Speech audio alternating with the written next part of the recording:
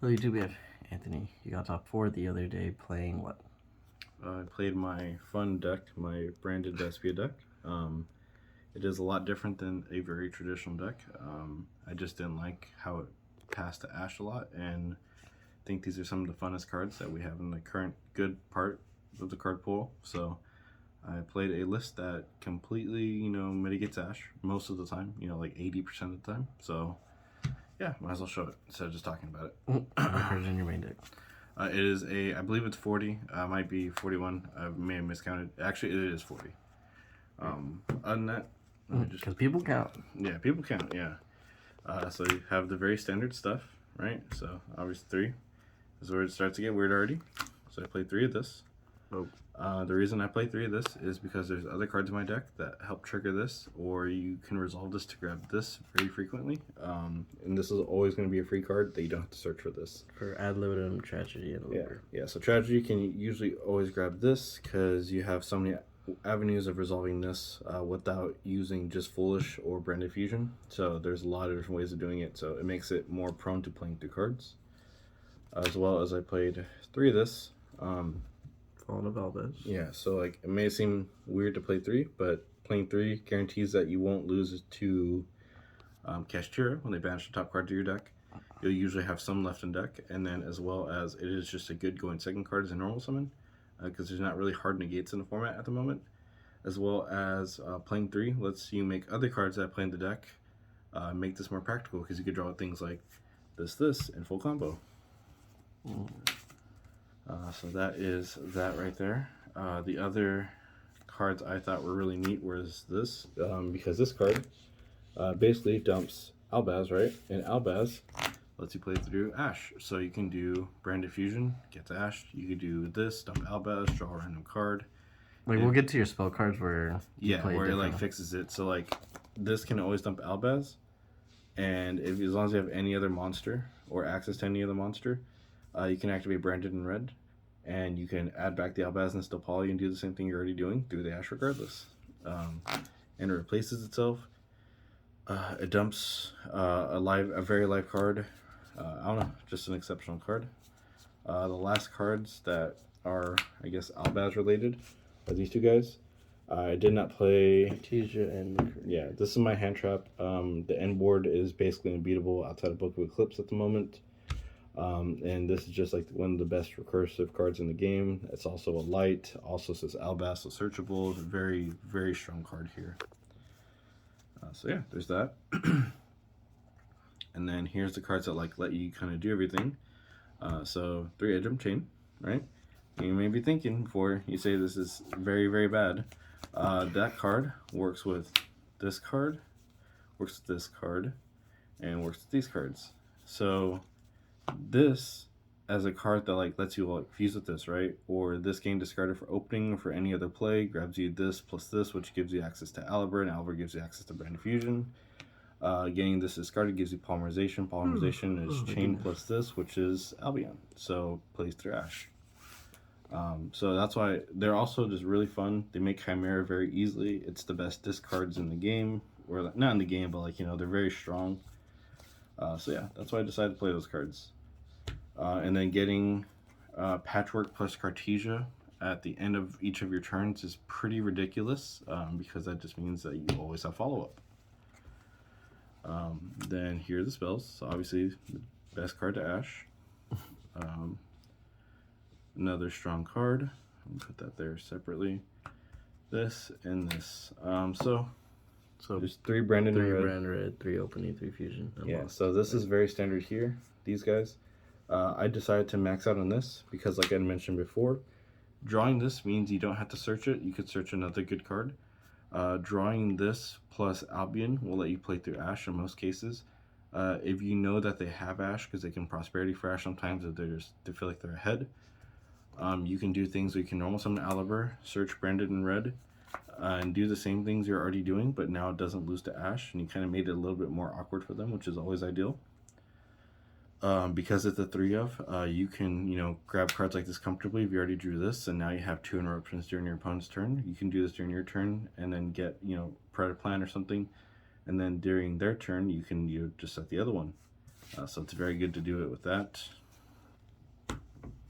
And then this card, so like mentioned before, works 3 with fusion deployment. Yeah, 3 fusion deployment. So it works with this and wherever she went.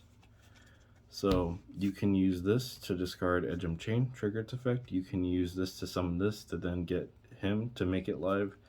This can also trigger Edge Chain as well as Tragedy, so lets you get more cards for free. So this card's basically an additional polymerization, or as a going second card, it's a good board breaker, so it's very strong. And then 3 and 3. 3 patchwork, 3 poly. Yeah, so 3 and 3. So these cards are just very good, as they are. There's nothing really to say about them. They're free +1s. They're actually cards that accomplish a goal in this deck. Polymerization does a lot because all your cards work very well with each other. So there's nothing I really have to say besides they disrespect Ash, and that's all I really wanted to do. There are probably lists that do more streamlined things of locking your opponent out of the game. I think doing double Masquerade Mirror Jade with McCurry in hand is the same thing as locking him out of the game, outside of Book of Eclipse. So, I mean, that's just me. And then, so it would have been 41 cards. I only had 2 allures, so this also just conveniently works with, you don't feel bad about banishing this because there's 3. You want to hit it with this card. You don't care about this because there's 3. And you don't care about doing it with this because it gets you another free card. So, like, why not? And then the last 2 cards. There's one more card that beats Ash, and then this card, which usually sends Tragedy. But in this deck, because you have so many avenues of playing, you can send Tragedy or Albaz, and then try to do the same thing you're already doing. Nice. So you said 40 card deck, more than likely. Yeah, pretty sure it's 40. Okay. I just haven't counted it. Extra deck. So extra deck. So this is probably the most important card. Outside of this guy, right? So for people who don't know, because sometimes people ask, so double Masquerade. Yeah, so you have 2 Masquerade. You have to pay 600 to activate any card. Even if you imperm it, you pay 600 to activate the imperm. So you try to ideally do this as your end board. So they have 6 actions to try to out this with a live Mirror Jade, and sometimes Brendan and Red and McCurrier. So have 5 actions, and 1 gets negated, 1 gets banished. So you have 4 real actions to out this. Outside of Book of Eclipsing the board, just like that's like the oops. It's a fun deck. I can't really prepare for everything, but that was what I was thinking of.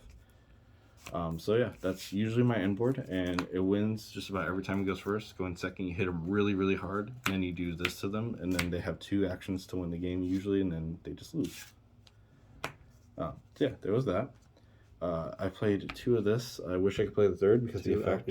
Yeah, the effect comes up quite often where you can leave it unfilled after you do your poly stuff. Use polymerization if you use this and the extra Aliber off into your first Mirror Jade, and then this can grab Brandon Red to set it so you can make your second Mirror Jade at the start of their turn. Like, it's very strong.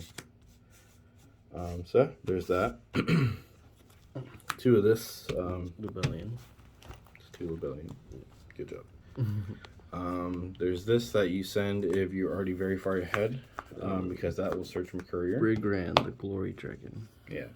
There's this card that you reveal for Cartesia. You never really summon in this deck because doing the thing where you do summon this, dragon, send a card is like much weaker than just doing the full combo already. This card, which is basically a trap card. What's this card?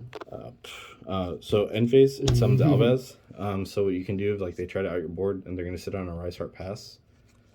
You can just summon Albaz at end phase and then super poly with the board.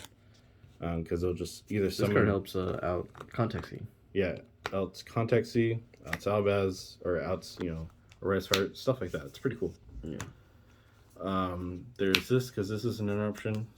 This is also an interruption that's very live in this deck, because you just will reborn your Albaz. And usually the problem with the old deck was you put back your Albaz to do your cool things.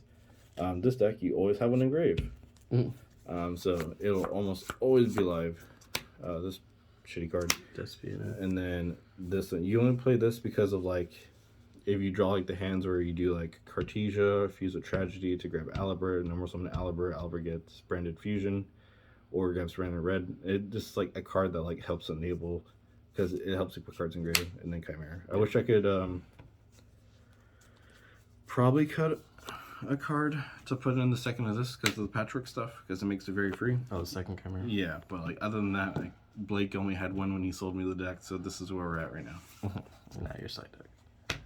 The side deck is a little wonky because I don't have every card I wish I had.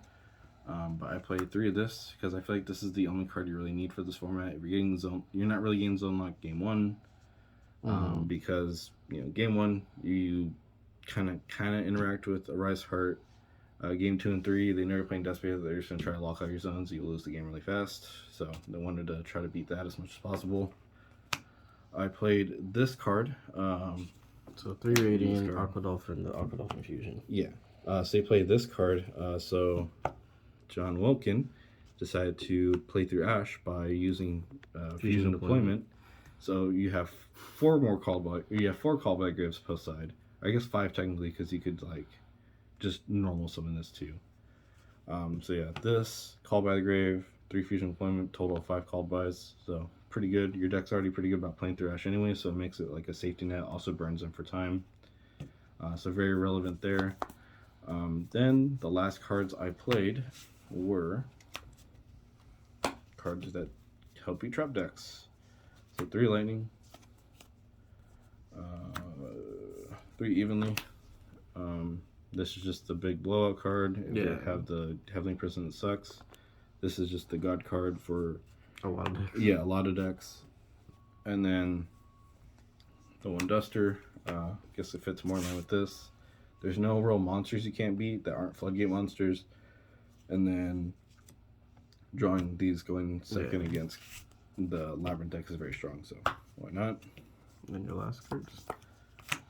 This. So I just can't find my 3rd cross out, or else it would replace probably the Duster, but it would be cross out for this. 3 cross because out, this is the only card you cannot interact with at all.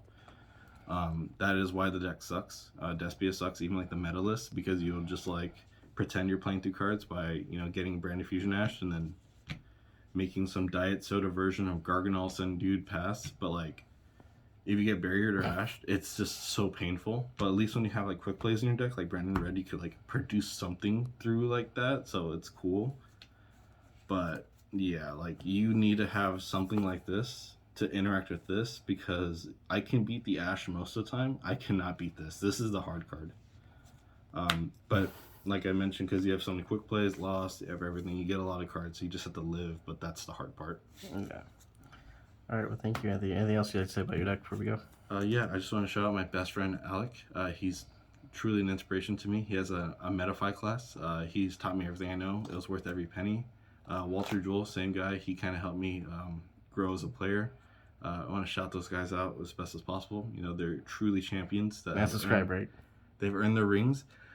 Yeah, also like, comment, and subscribe. Alright, thank you. Have a good night. Good day.